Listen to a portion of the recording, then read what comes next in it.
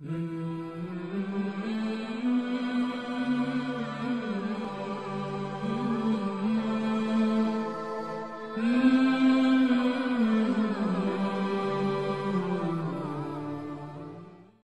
apa yang bisa masukkan manusia ke sorga? Banyak. Yang bisa masukkan manusia ke dalam sorga banyak. Tapi nggak semuanya saya bawakan. Yang pertama, yaitu Islam. Orang kalau ingin masuk sorga, masuk Islam dulu. Kalau orang kafir nih, dia berbuat kebaikan, semua kebaikan dilakukan, tapi tetap kafir, mati dalam keadaan kafir, masuknya kemana? Neraka. Syarat untuk masuk ke dalam sorga, syaratnya apa? Islam. Harus Islam. Dalam artian Islam ini tauhid kepada Allah Taala. Karena Nabi bersabda dalam hadis yang sahih yang diriwayatkan oleh Imam Bukhari, la yadkhulul jannata illa nafsun muslimah, kata Nabi. Tidak akan masuk surga kecuali nafsun muslimah, seorang muslim, jiwa yang muslim. Kafir tidak. Karena banyak puluhan ayat dalam Al-Qur'an bahwa orang kafir tempatnya di mana? Neraka dalam Al-Qur'an. Makanya kita bersyukur kepada Allah diberikan hidayah di atas Islam. Karena orang-orang kafir ketika mereka ini hidup dan kemudian dia mati dalam keadaan kafir, dimasukkan oleh ke neraka, dan mereka menyesal. Manfaat nggak penyesalan mereka di neraka? Manfaat atau tidak? Nggak manfaat. Mereka menyesal di neraka. Mereka mengatakan, ya Allah, kembalikan aku ke dunia. Aku ingin menebus dengan sepenuh bumi emas. Dan nggak mungkin orang punya sepenuh bumi emas, nggak mungkin, dan nggak ada yang punya. Tapi begitulah penyesalan mereka. 1 ton emas juga nggak punya dia. Tapi sepenuh bumi emas. Allah abadikan dalam Al-Quran. Innal ladzina kafaru wa matu wa hum kuffarun fala yuqbala min ahadihim mil'ul ardi dhahaba walau iftada bih ulaika lahum adzabun alim wa ma lahum min nasirin. Dalam surah Al-Imran ayat 91. Innal ladzina kafaru, sesungguhnya orang-orang kafir, wa matu wa hum kuffar, dan mereka mati dalam keadaan kafir, fala yuqbala min ahadihim, tidak akan diterima dari mereka, mil'ul ardi dhahaba, sepenuh bumi emas, walau iftadabi, meskipun mereka ingin menebusnya, nggak mungkin, nggak akan diterima oleh Allah. Ulaika lahum adzabun alim, bagi mereka azab yang pedih, wa ma lahum min nasirin, dan mereka tidak ada penolongnya. Artinya orang-orang kafir nggak punya penolong. Orang-orang kafir bagi mereka azab yang pedih. Orang-orang yang kafir kekal dalam neraka selama-lamanya. Ini penyesalan mereka nanti di hari kiamat. Penyesalan mereka di hari kiamat ketika mereka dimasukkan ke dalam neraka, baru mereka menyesal. Ya Allah, kembalikan kami ke dunia. Kami ingin menebus dengan sepenuh bumi emas. Gak bisa lagi. Bahkan antara mereka, ya Allah, kembalikan kami ke dunia supaya kami bisa beramal soleh. Gak ada manfaatnya lagi. Makanya harus Islam. Syarat untuk masuk surga itu harus apa? Islam. Gak ada yang lain kecuali Islam. Makanya di sini antum harus ingat dan pahami, dan harus yakini dengan seyakin-yakinnya bahwa Islam satu-satunya agama yang hak, agama yang diridhai Allah, agama yang benar. Selain Islam nggak diterima oleh Allah. Itu harus yakin. Sebab Allah menyebutkan demikian, agama yang diridhai Allah satu, agama Islam. Inna dina indallahil Islam. Agama yang diridhai Allah agama Islam. Wa may yabtaghi ghairal islami dinan falyuqbal min wa huwa fil akhirati minal khasirin. Barang siapa mencari agama selain Islam nggak akan diterima oleh Allah, dan di akhirat termasuk orang yang merugi dia. Makanya kita harus berusaha bagaimana mengajak orang untuk masuk ke dalam agama Islam ini. Kita dakwakan dengan semampu kita. Sebab sekarang ini kalau kita lihat ada usaha dari orang-orang Islam itu sendiri. Ya, ini tentunya kalau disebut orang Islam, tanda kutip ya Islamnya. Mungkin dia masuk munafik, mungkin dia masuk orang-orang mujrimin, Gitu. Yang berusaha bagaimana memurtadkan umat Islam dengan mengatakan semua agama sama, semua agama baik. Ini kalimat yang sesat dan kufur. Atau mengatakan Islam Nusantara, ini kalimat yang sesat dan kufur. Nggak ada Islam Nusantara, yang ada satu Islam yang dibawa oleh siapa? Rasulullah SAW. Yang ingin dirusak oleh Islam Nusantara ingin melepas diri dari agama Islam ini untuk kembali kepada ajaran nenek moyang, meninggalkan agama Islam, meninggalkan Nabi Muhammad SAW. Karena dari omongan mereka, kita ini jangan kembali kepada Arab. Ya nabinya orang apa? Orang Arab asli. Artinya mereka punya maksud tujuan supaya melepaskan diri dari siapa? Dari Nabi Muhammad SAW. Itu maksud mereka. Jadi usaha luar biasa. Allah sebutkan dalam Al-Quran, nggak pernah berhenti usaha mereka. Walan tardo ankal yahudu walan nasara hatta tattabi'an. Orang Yahudi Nasrani nggak akan berhenti berusaha bagaimana memurtadkan, nggak akan berhenti mereka terus. Dia langsung terjun untuk memurtadkan, atau dia menyuruh orang-orangnya, walinya orang kafir.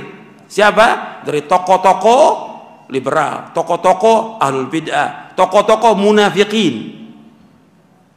Mereka pakai, yang mereka bayar. Untuk apa? Untuk memurtadkan umat Islam. Dan ini sudah terus nggak berhenti mereka. Makanya kita terus untuk menegakkan agama ini. Saya jelaskan ini mungkin puluhan kali, dan saya akan jelaskan ribuan kali. Agama Islam, agama yang hak, selain Islam nggak akan diterima oleh Allah Ta'ala. Setelah diutusnya Nabi Muhammad SAW, orang Yahudi Nasrani wajib untuk masuk dalam agama Islam. Kalau mereka tetap dengan agamanya, tidak masuk dalam agama, maka tempat mereka di neraka, kekal mereka selama-lamanya, dan mereka sejelek-jelek makhluk di muka bumi ini.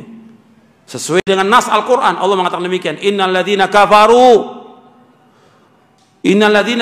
min ahlil kitabi wal musyrikina fi nari jahannam khalidina fiha ulaika hum syarrul bariyah.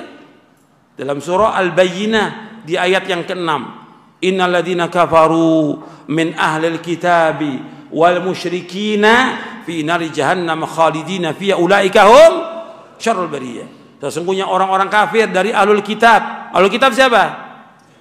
Yahudi dan wal musyrikin, orang musyrik. Fi nari jahannam, tempat tinggalnya mereka neraka jahanam. Khalidina fiha, mereka kekal neraka jahanam selama-lamanya. Ulaika hum syarrul bariyah, mereka sejelek-jelek makhluk di muka bumi ini. Ini firman Allah, Al-Qur'an, ini Al-Qur'an. Wajib kita imani semua isi Al-Qur'an. Ketika orang mengingkari satu ayat dari Al-Qur'an, kafir dia, keluar dari agama Islam. Perhatikan itu. Ini ayat Al-Qur'an wajib kita imani. Yang Rasul tinggalkan kepada kita Quran dan Sunnah. Harus kita imani ini. Ini jalan kita menuju surga ini. Dengan Quran dan Sunnah. Bukan dengan yang lain, dengan Quran dan Sunnah. Makanya harus betul kita yakini Islam ini hak, benar, selain Islam batil. Yang mengatakan demikian siapa? Allah dalam Al-Quran. Allah. Yang tadi saya bacakan ayat-ayatnya. Allah dalam Al-Quran, inna dina indallahil Islam. Allah redha dengan agama apa?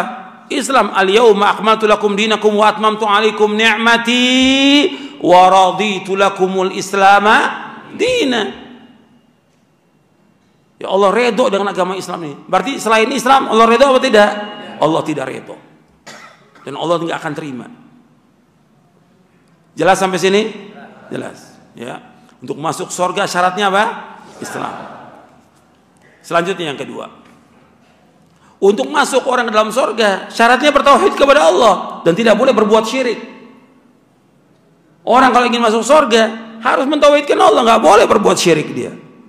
Kalau berbuat syirik nggak masuk surga. Penghalang masuk surga syirik. Apa itu syirik? Apalagi menyekutukan Allah, menduakan Allah, apalagi? Artinya beribadah dia kepada Allah, tapi dia beribadah juga kepada selain Allah, itu syirik. Dia berdoa kepada Allah, tapi berdoa juga kepada Allah, ini syirik. Jadi syirik itu bukan hanya dia hanya menyembah kepada selain Allah aja, dia menyembah Allah juga, tapi dia menyembah kepada selain Allah, ini syirik. Dan syirik ini dosa besar yang paling besar.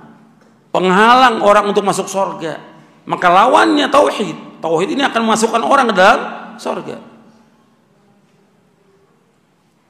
Makanya Nabi bersabda dalam hadis yang sahih yang diriwayatkan oleh Imam Muslim, "Man mata wa huwa ya'lamu annahu la ilaha illallah dakhala al-jannah." Man mata wa huwa ya'lam. Barang siapa yang mati dalam keadaan dia mengetahui tidak ilah yang berhak diibadahi melainkan hanya Allah, maka dia pasti masuk surga. Pasti masuk surga. Hadis sahih Muslim dari sahabat Utsman radhiyallahu anhu. Dalam riwayat yang lain, dalam riwayat Jabir yang diriwayatkan juga oleh Imam Muslim, Nabi bersabda, "Man mata la yusyriku billahi syai'an dakhala al-jannah." Barang siapa yang mati dalam keadaan dia tidak menyekutukan Allah dengan sesuatu, maka dia masuk surga. Di hadis ini, dua hadis ini di riwayat Muslim juga, yang satu menjelaskan tentang tauhid, yang satu menjelaskan tentang apa? Tidak berbuat syirik. Perhatikan itu. Jadi kita untuk masuk dalam surga harus mentauhidkan Allah, mengikhlaskan ibadah ini hanya kepada Allah, karena tidak ada arti Islam kecuali dengan tauhid. Nggak ada arti Islam kecuali dengan tauhid. Islam itu tauhid. Yang dikatakan Islam artinya mentauhidkan Allah. Makanya definisi Islam, siapa yang bisa? Di sini kan ada beberapa ustadz nih. Apa definisi Islam? Ya. Terus?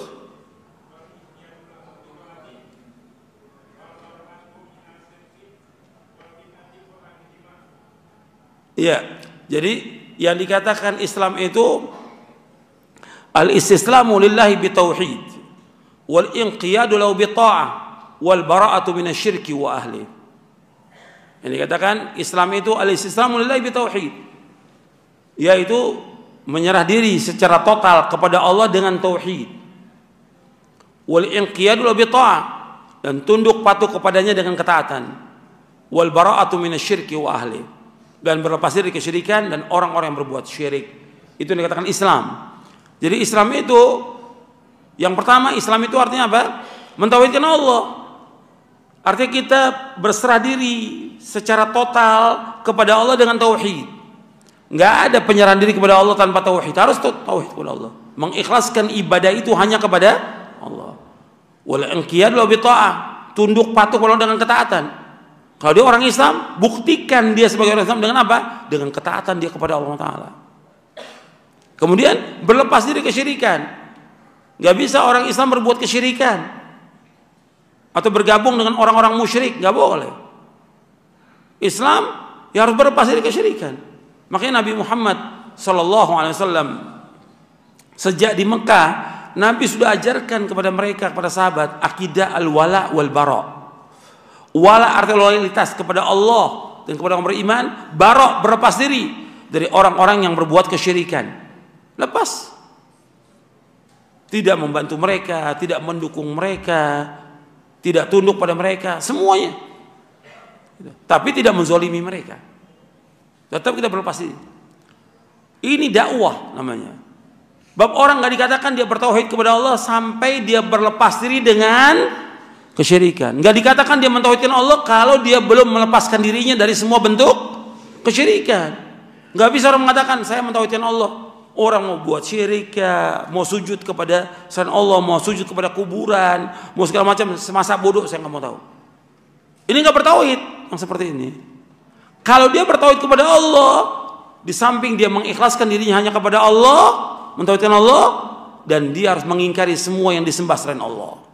Harus, wajib dia mengingkari, berlepas diri dari mereka, dan dinyatakan berlepas diri itu. Seperti dikatakan oleh Nabi Ibrahim alaihissalam.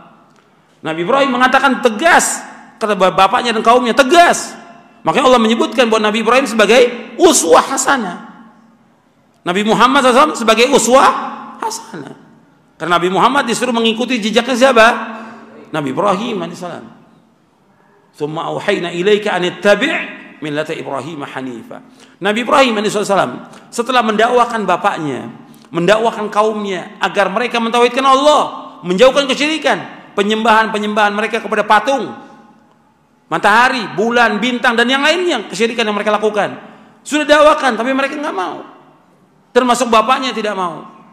Maka Ibrahim menyatakan setelah dakwah terus menerus mereka nggak terima dan kaumnya nggak terima, langsung Allah abadikan dalam Al-Quran. Nabi Ibrahim berkata, wa idh qala Ibrahimu li abihi wa qaumihi innani bara'um mimma ta'budun illa alladhi fatarani fa innahu sayahdin wa ja'alaha kalimatan baqiyatan fi aqibihi la'allahum yarji'un. Dalam surah Az-Zukhruf surah 43 ayat 26 sampai 28. Wa idh qala Ibrahimu li abihi wa qaumihi, dan ingatlah tatkala Ibrahim berkata kepada bapaknya dan kaumnya. Ini berkata begini dinyatakan dengan terang-terangan atau disembunyikan? Hah? Terang-terangan dikatakan.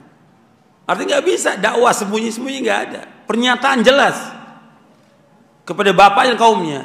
Innani bara'um mimma ta'budun. Sesungguhnya aku berlepas diri dari apa yang kalian sembah. Illa alladzi fatarani, kecuali zat yang telah menciptakan aku, ya Allah. Fa innahu sayahdin, sungguhnya Allah akan menunjuki aku.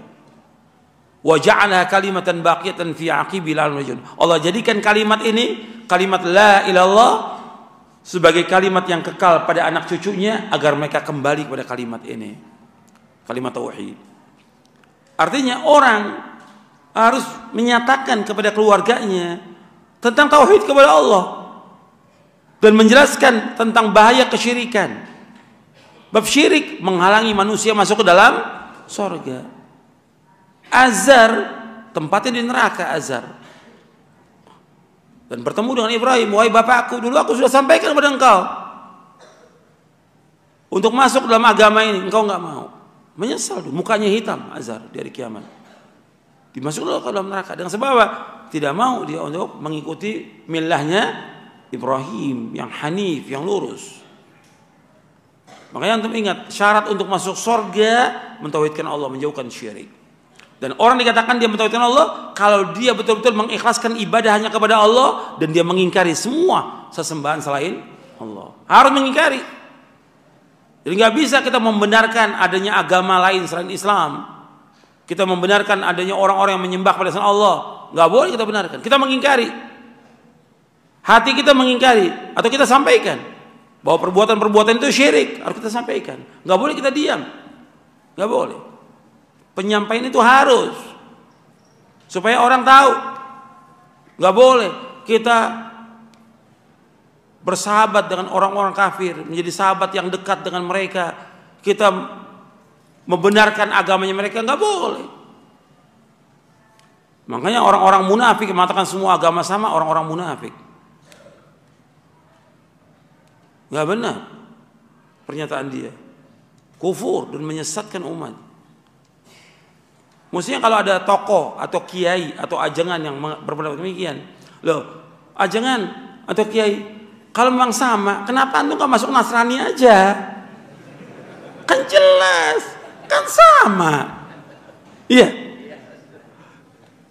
Kok tetap KTP-nya Islam? Rubah dong kalau sama.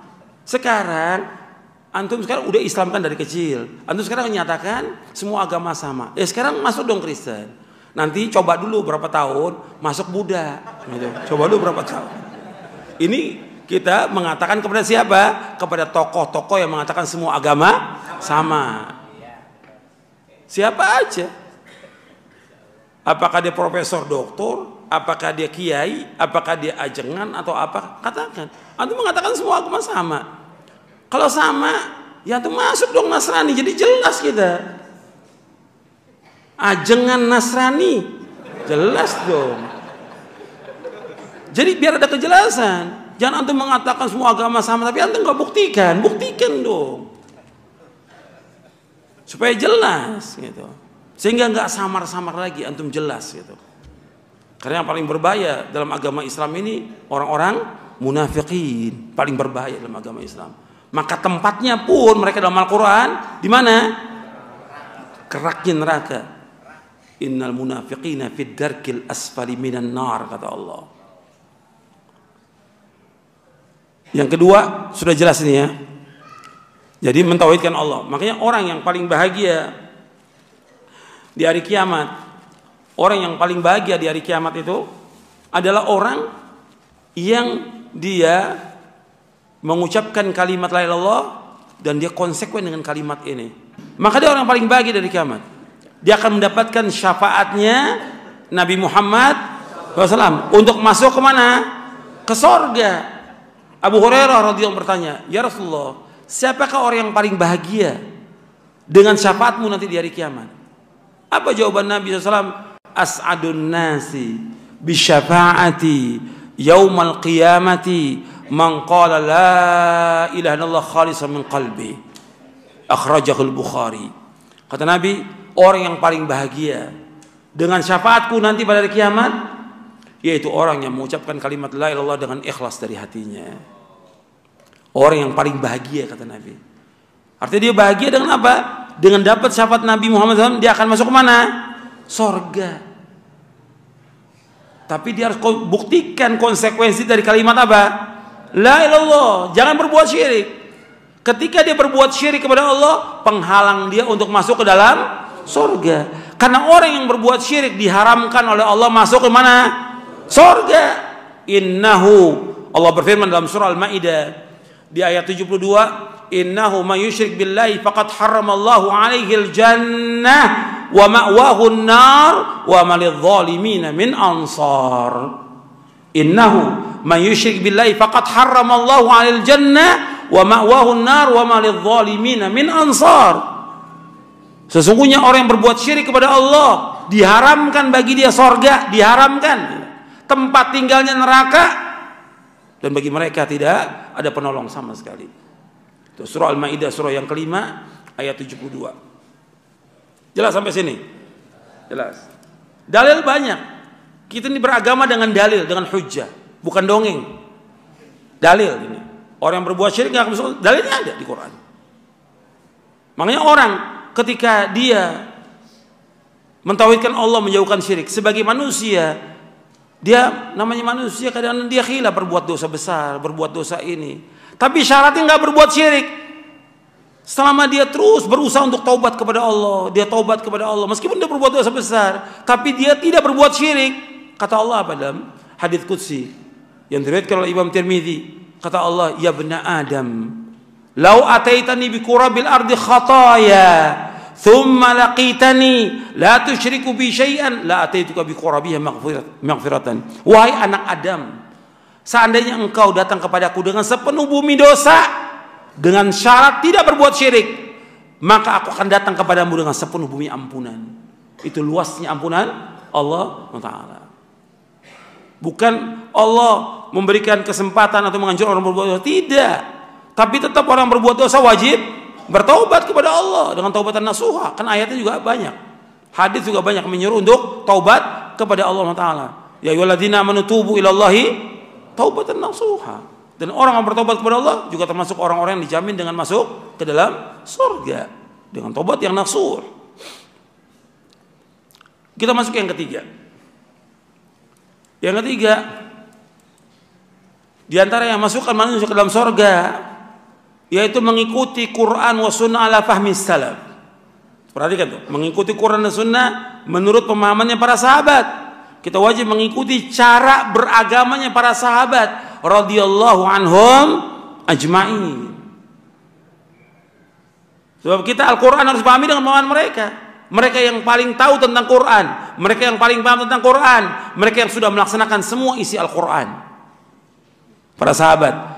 Makanya Allah jamin mereka dengan apa? Surga.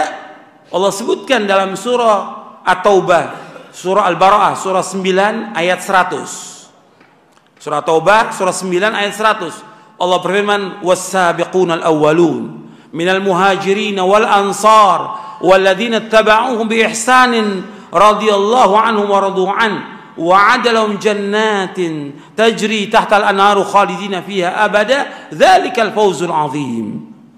Generasi yang pertama dari umat ini dari kalangan para sahabat muhajirin dan ansar, dan orang-orang yang mengikuti jejak mereka dengan baik, Allah redha kepada mereka, mereka pun redha kepada Allah. Allah akan masukkan mereka ke dalam surga yang mengalir di bawahnya sungai-sungai yang mereka kekal dalamnya selama-lamanya. Itulah kemenangan yang besar. Itulah kesuksesan yang besar. Ya, para sahabat di sini adalah orang-orang yang apa? Sukses. Dengan dimasukkan oleh Allah ke dalam surga. Padahal kalau kita lihat kehidupan para sahabat, hidupnya pas-pasan. Sederhana hidupnya. Bukan berarti nggak ada yang kaya, ada. Dan Islam nggak melarang orang itu kaya. Islam tidak melarang orang kaya. Boleh orang itu kaya. Tapi digunakan untuk menegakkan agama ini. Tidak melarikan dia dari mengingat Allah. Dan kekayaan diletakkan di tangan dia, bukan di hati. Lepas tangannya. Untuk dia sedekahkan, untuk dia infakkan, untuk menjalankan ibadah kepada Allah, untuk menegakkan agama ini. Boleh kaya. Tapi para sahabat secara umum miskin, fakir hidupannya. Dan banyak sahabat-sahabat yang seperti itu. Seperti Bilal, Sa'ad bin Abi Waqqas, Abu Dzar Al-Ghifari, Ammar bin Yasir, dan banyak lagi, Abu Hurairah, Abu Dzar, dan segala macam, banyak sudah para sahabat. Tapi mereka sabar dengan kehidupan, redho dengan apa yang Allah berikan kepada mereka, redho mereka. Makanya mereka sukses. Makanya Allah, Nabi bersabda dalam hadis yang sahih riwayat Muslim, qad aflaha man aslama wa ruziqa kafafan wa qana Allah bima ata. Sungguh sukses siapa? Orang Islam. Kalau mau sukses masuk Islam. Diberikan rezeki cukup dan diberikan qanaah. Artinya puas dengan rezeki yang Allah berikan. Meskipun sedikit, tapi dia puas. Syukur sama Allah SWT. Itu para sahabat.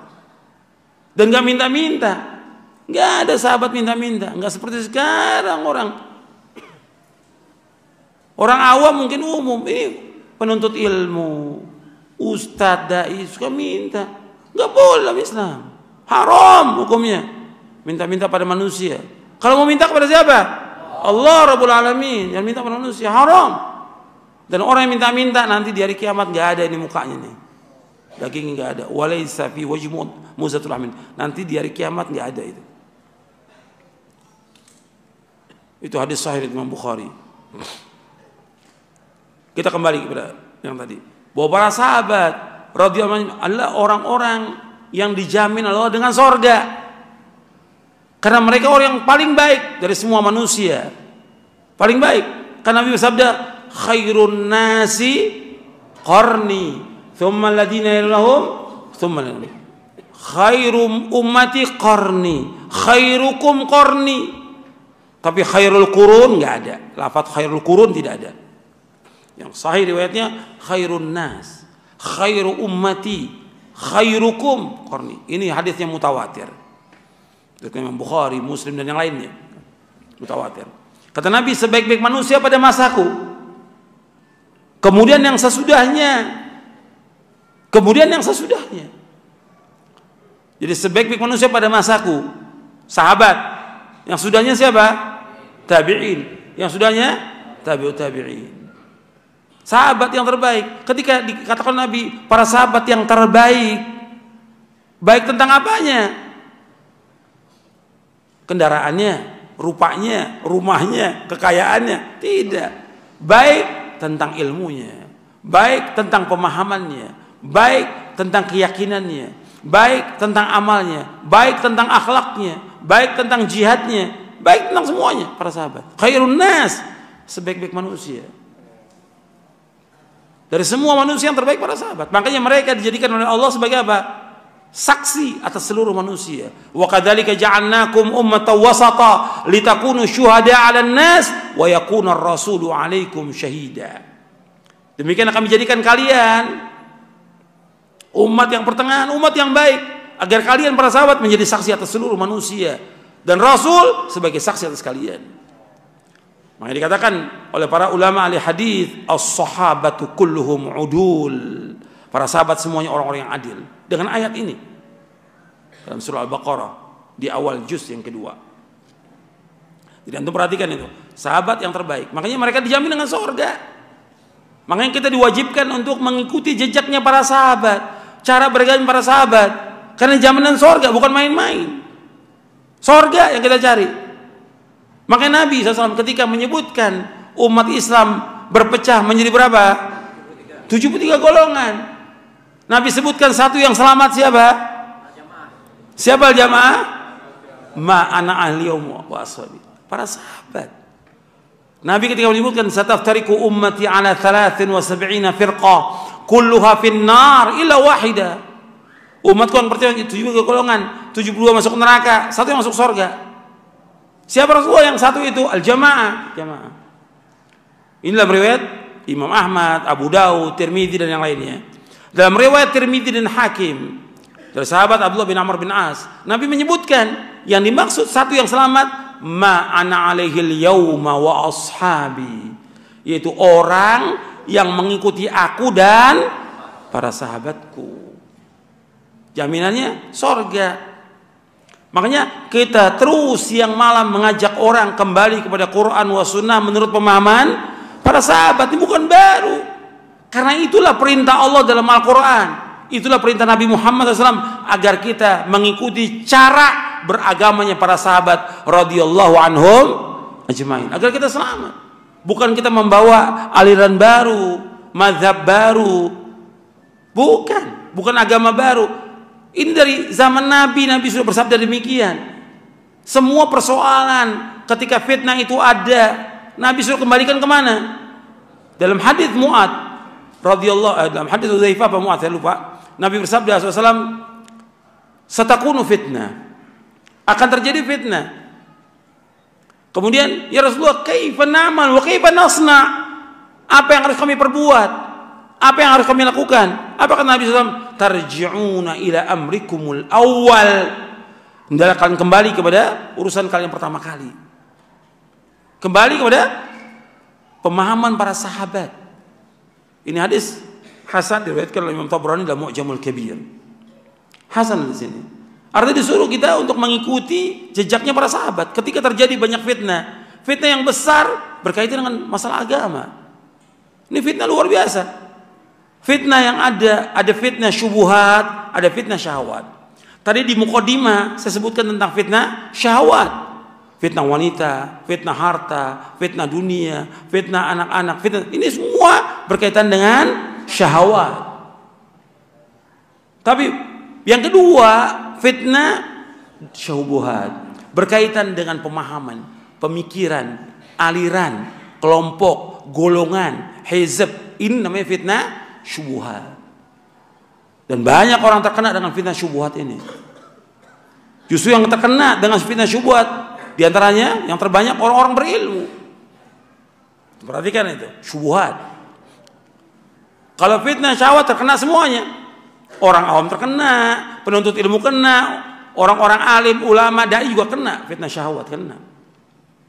Menumpuk-numpuk harta, tertipu dengan dunia. Tapi ini fitnah syubuhat. Kalau fitnah syahwat merusak tujuan hidup manusia. Perhatikan tuh. Fitnah syahwat merusak tujuan hidup manusia. Tujuannya rusak, dia terhalang. Yang mesti dimasuk surga terhalang dengan dunia ini. Atau dia nggak dapat ganjaran, nggak dapat pahala karena tujuannya dunia. Dia baca Quran, mestinya karena Allah, supaya baca Quran supaya terdengar suaranya merdu bagus. Berarti bukan ingin dapat pahala, ingin dipuji oleh manusia. Rusak tujuannya, hilang pahalanya. Paham gak ini? Ima dia ria atau dia ingin dapatkan uang. Rusak tujuannya dia, hilang pahalanya, hilang ganjarannya. Yang kedua fitnah yang berat ini syubhat. Syubhat merusak pemahaman dia, pemahamannya rusak sehingga sulit untuk kembali. Kalau udah syubhat itu masuk di hati manusia, sulit buat kembali. Kata Imam Az-Zahabi di dalam kitabnya Syiar A'lamin Nubala, kata beliau, al-qulubu dha'ifah wa syubha khattafah. Hati manusia itu lemah, tapi syubhat terus menyambar manusia. Banyak orang terkena syubhat yang nggak mau ngaji lagi. Orang terkena syubhat nggak mau lagi untuk ikut kepada kebenaran. Dan dia merasa bahwa dialah yang paling benar. Syubhat ini, syubhat itu berbahaya.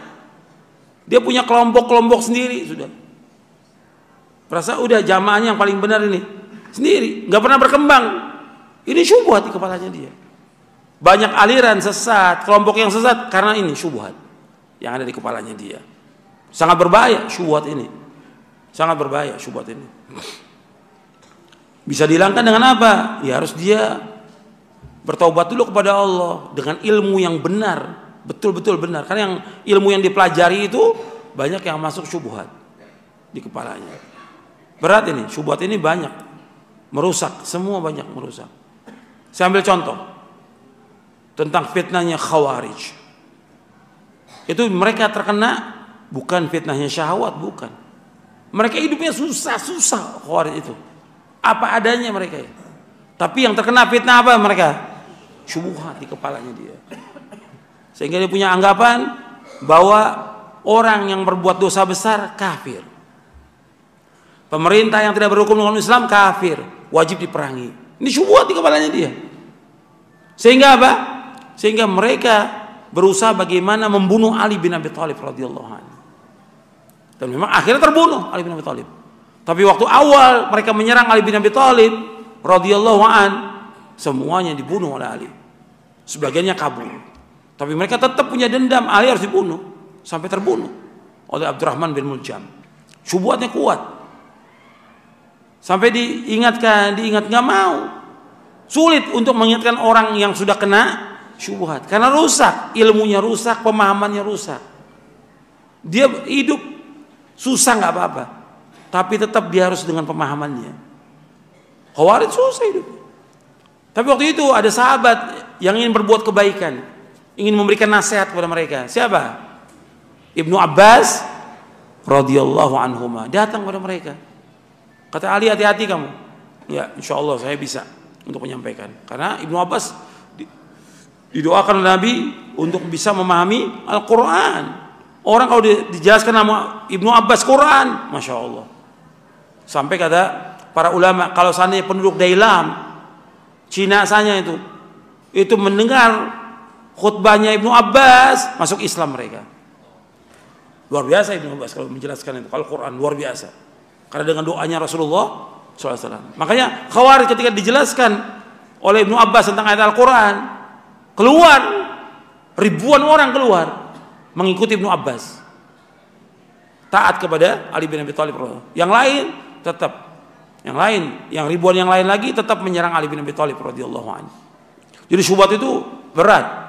Untuk menyadarkan orang yang terkena syubhat itu berat.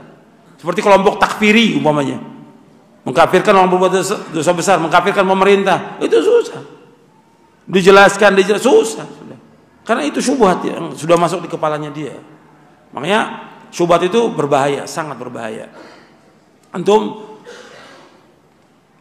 menghilangkannya itu dengan terus belajar Quran wa sunnah fahmi salaf, dengan guru-guru yang benar yang ngajarkannya, yang ngerti, paham Quran sunnah fahmi salaf, akidahnya benar, manhajnya benar, akhlaknya benar, ibadahnya benar kepada Allah, itu belajar. Kalau yang nggak jelas jangan. Berbahaya. Kalau masuk syubhat sulit untuk keluar. Sesat. Sampai diantara mereka pun nggak mau sholat Jumat. Di antara mereka ini nggak mau sholat Jumat. Karena sholat Jumat kepada kaum muslimin ini adalah orang-orang yang sudah kena kekafirannya karena ikut dalam pemerintahan kafir. Gimana? Sendiri di sholat Jumat. Jadi dianggap dia yang paling benar. Ini syubhat dari dulu dan dibawakan oleh para ulama tentang fitnah-fitnah ini. Makanya antum hati-hati. Itu tentang fitnah syahwat dan fitnah syubhat. Mengikuti pemahaman para sahabat ini wajib. Wajib.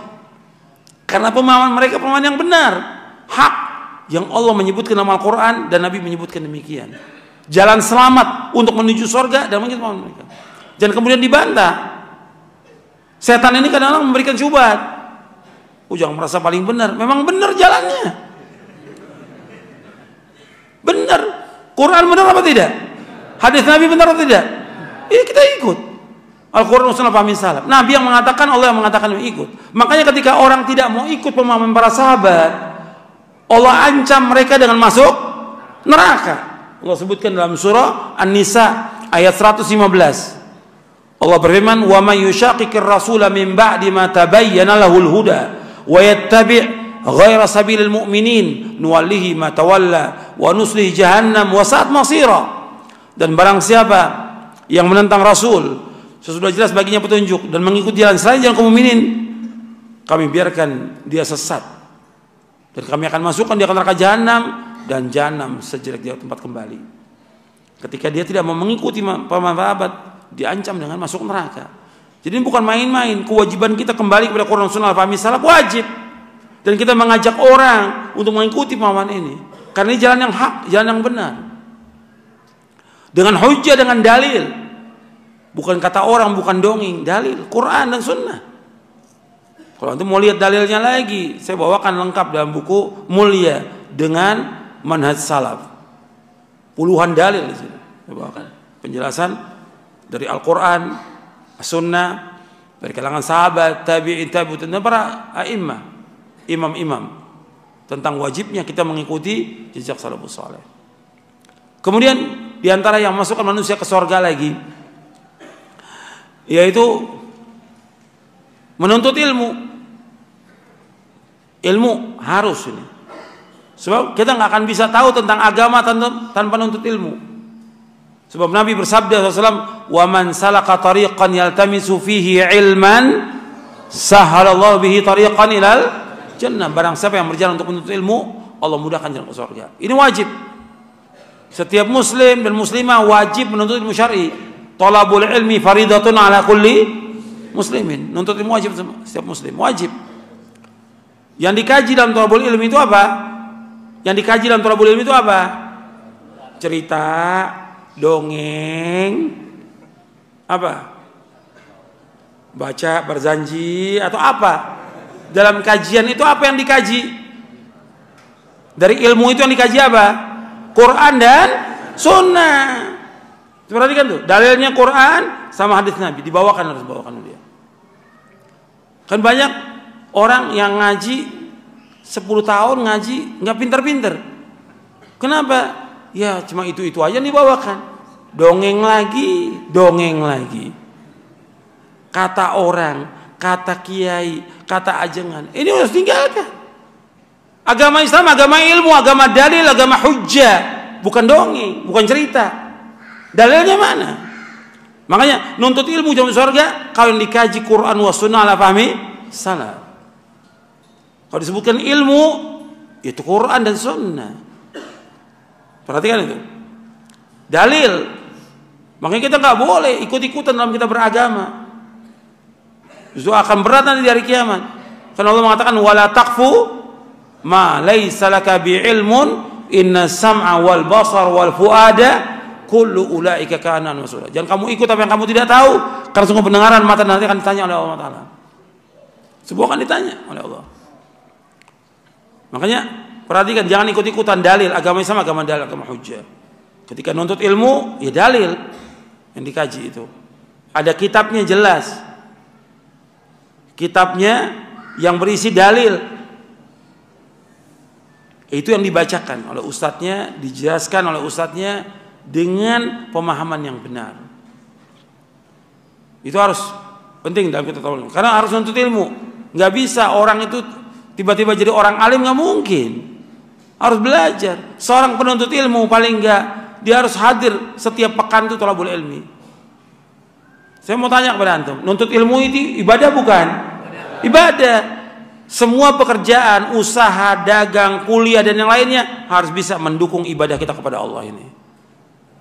Jangan korbankan ibadah kita nuntut ilmu ini dengan kerjaan, dengan tugas, dengan dagang, dengan kuliah, dengan praktek dokter segala macam. Jangan dikorbankan. Ini ibadah untuk ilmu. Harus kita luangkan waktu kita sepenuhnya untuk ibadah kepada Allah Taala.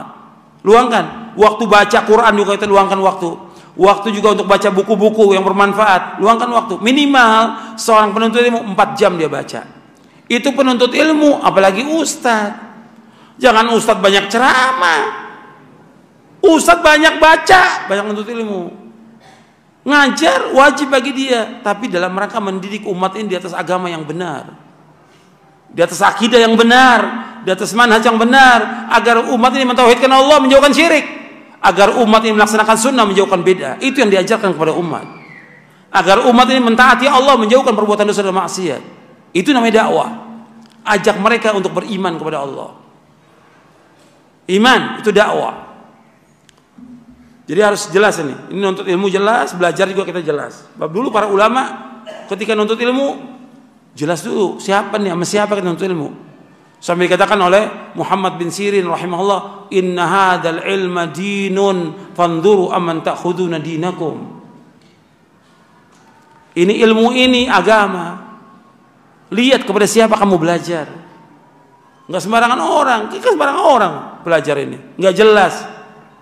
Cuma taunya di YouTube. Dipanggil, suruh ngisi. Ini orang bodoh, jahil.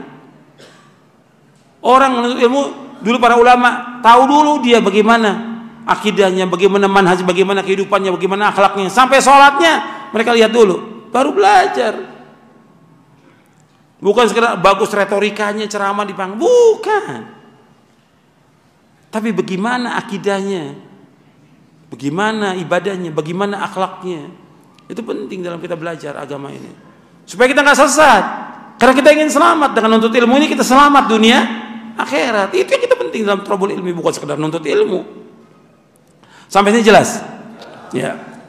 Ini kalau ilmu aja panjang. Ya.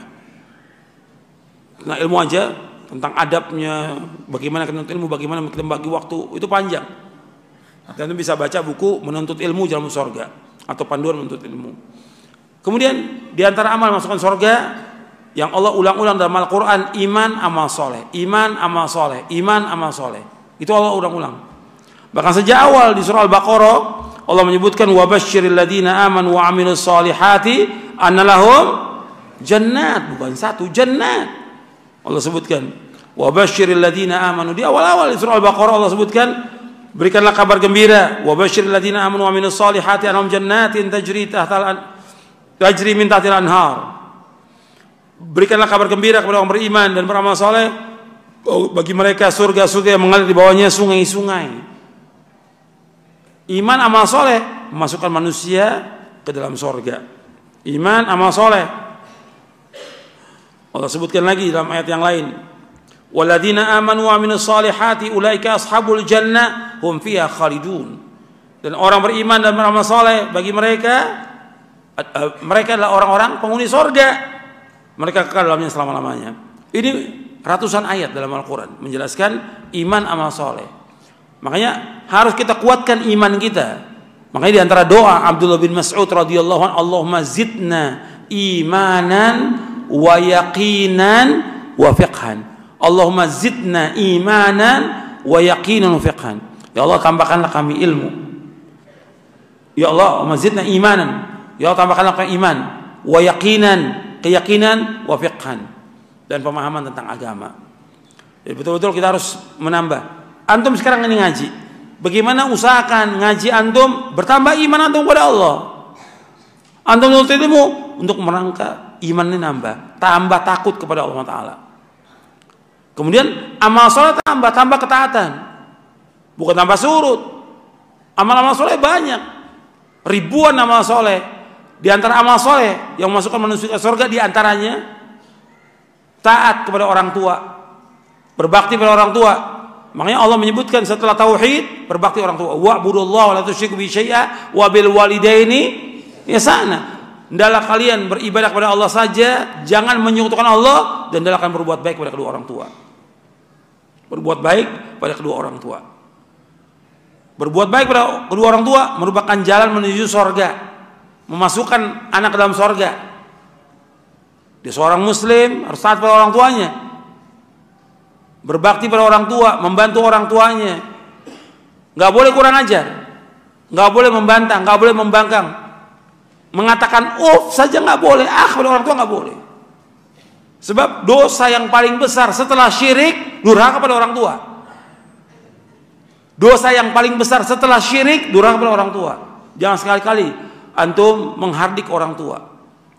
Allah berfirman dalam surah Al-Isra, wa qada rabbuka alla ta'budu illa iyyah wa bil walidaini ihsana imma yablughanna 'indaka al-kibara ahaduhuma aw kilahuma fala taqul lahumu uff wa la tanharhuma wa qul lahumu qawlan karima Wahfid lahuma janaha dhulli minar rahmah wa qur rabbirhamhuma kama rabbayani shaghira.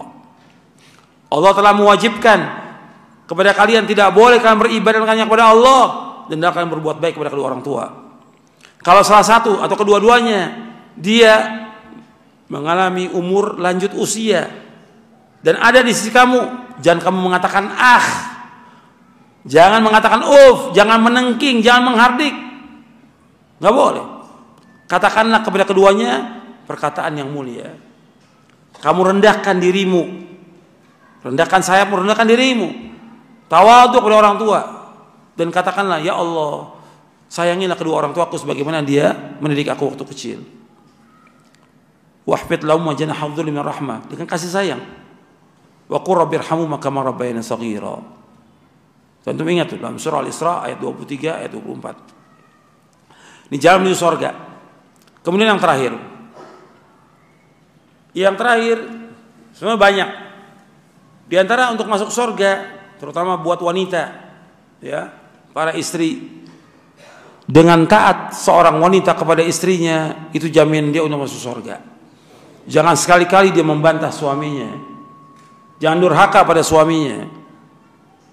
Karena ketika dia menikah diserahkan oleh walinya kepada suaminya, jadi walinya bapaknya atau kakaknya atau pamannya itu menyerahkan si wanita ini kepada suaminya, maka kewajiban yang besar bagi si istri taat kepada suaminya. Itulah jalan dia menuju ke sorga, jaminan sorga. Makanya ketika ada wanita yang dia mengeluh tentang suaminya, ada wanita yang mengeluh tentang suami saya begini. Kemudian kata Nabi, unduri aina anti minhu fa innahu jannatuki wa naruki.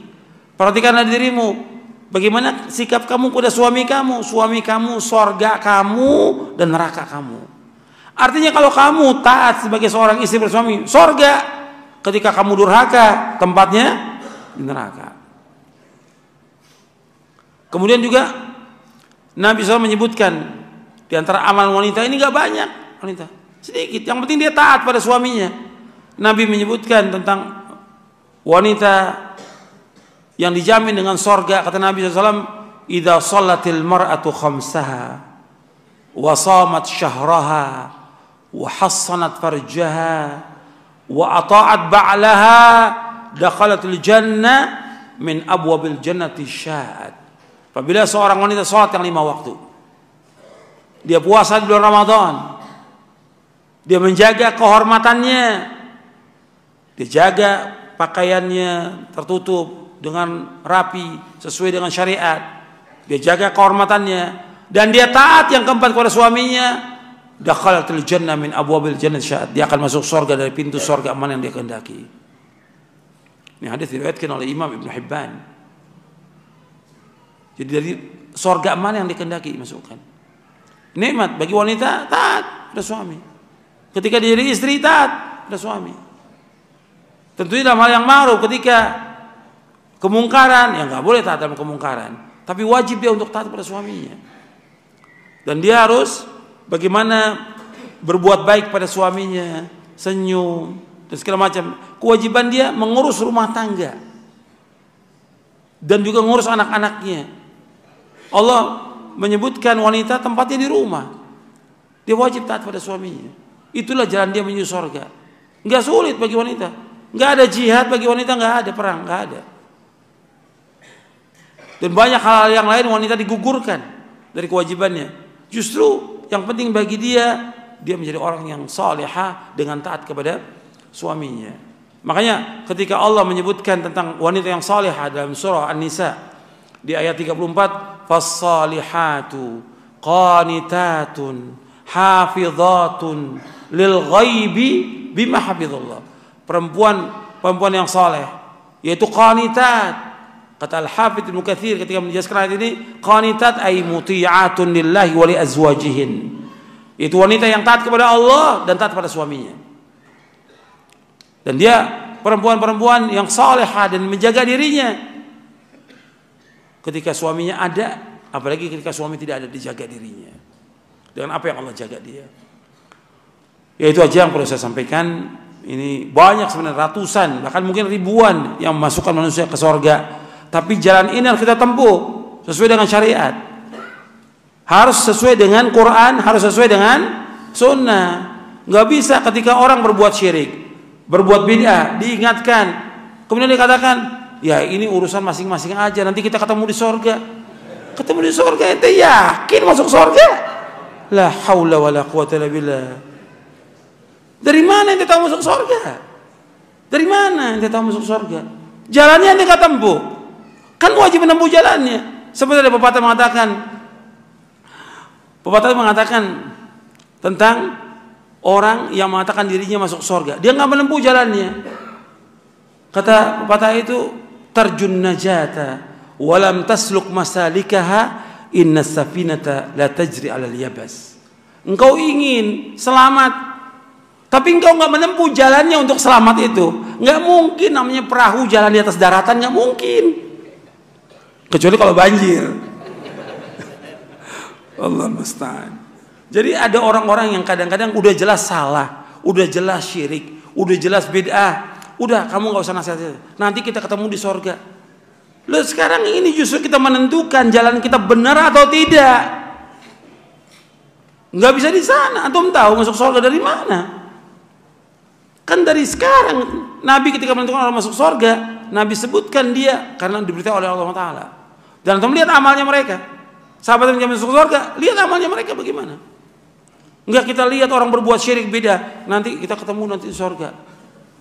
Ini kalimat-kalimat yang menyesatkan dan kesombongan, mengikuti hawa nafsu. Seorang mukmin ketika bawakan dalil sami'na wa ta'na, jangan tolak, jangan sombong, jangan angkuh. Banyak orang-orang yang angkuh, dibawakan keterangan ini hujjah, ini dalil, ikuti. Hawa nafsu. Ketika hawa nafsu yang diikuti, sesat, pasti sesat sudah. Kalau sesat, tempatnya di mana? Neraka, kata Allah dalam Al-Quran. Bukan kata saya, kata Al-Quran. Jadi ini kadang-kadang orang sombong. Gitu. Sudah diingatkan tentang kesyirikan, tentang bid'ah, nggak mau. Bahkan terus dia mempertahankan syirik dan bid'ahnya dan bangga. Ini kesombongan, ini keangkuhan, ini ittiba'ul hawa, mengikuti hawa nafsu. Ini kesesatan. Jelas sampai sini? Mudah-mudahan bermanfaat. Wassalamualaikum warahmatullahi wabarakatuh.